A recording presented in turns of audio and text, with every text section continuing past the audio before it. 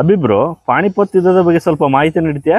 ಅಚ್ಚಾ, ನೀನು ಪಾಣಿಪತ್ ಯುದ್ಧದ ಬಗ್ಗೆ ಸ್ಪೆಸಿಫಿಕ್ ಆಗಿ ಯಾಕೆ ಕೇಳ್ತಾ ಇದೀಯಪ್ಪ ಅಂತಂದ್ರೆ, ಇತ್ತೀಚೆಗೆ ಏಪ್ರಿಲ್ 21, 2026ಕ್ಕೆ ಮೊದಲ ಪಾಣಿಪತ್ ಯುದ್ಧ ನಡೆದು 500 ವರ್ಷಗಳು ತುಂಬಿವೆ. ಸೊ ಈ ತರ 500, 200, 100 ವರ್ಷಗಳ ಇತಿಹಾಸ ತುಂಬಿದ ಟಾಪಿಕ್ ಗಳ ಮೇಲೆ ಪ್ರಶ್ನೆ ಬರುವ ಸಂಭವ ಹೆಚ್ಚು. ಸೊ ಬನ್ನಿ, ಮೊದಲ ಪಾಣಿಪತ್ ಯುದ್ಧದ ಬಗ್ಗೆ ಒಂದಿಷ್ಟು ಮಾಹಿತಿಯನ್ನು ತಿಳಿದುಕೊಳ್ಳೋಣ. ಮೊದಲ ಪಾಣಿಪತ್ ಕದನ ಇದು 1526 ಏಪ್ರಿಲ್ 21ರಂದು ತಿಮೂರಿನ ರಾಜ ಬಾಬರ್ ಮತ್ತು ದೆಹಲಿ ಸುಲ್ತಾನರ ದೊರೆ ಇಬ್ರಾಹಿಂ ಖಾನ್ ಲೋಧಿಯ ನಡುವೆ ನಡೆಯಿತು. ಈ ಯುದ್ಧದಲ್ಲಿ ಬಾಬರ್ ಗೆದ್ದು ಮೊಘಲ ಸಾಮ್ರಾಜ್ಯವನ್ನು ಸ್ಥಾಪಿಸುವ ಮೂಲಕ ದೆಹಲಿ ಸುಲ್ತಾನರ ಸಂತತಿಯನ್ನು ಕೊನೆಗಾಣಿಸಿದ. ಎರಡನೇ ಪಾಣಿಪತ್ ಕದನ ಇದು 1556 ನವೆಂಬರ್ 5ರಂದು ಮೊಘಲರ ದೊರೆಯಾದ ಅಕ್ಬರ್ ಮತ್ತು ಉತ್ತರ ಭಾರತದ ಹಿಂದೂ ದೊರೆಯಾದ ಹೇಮು ನಡುವೆ ನಡೆಯಿತು.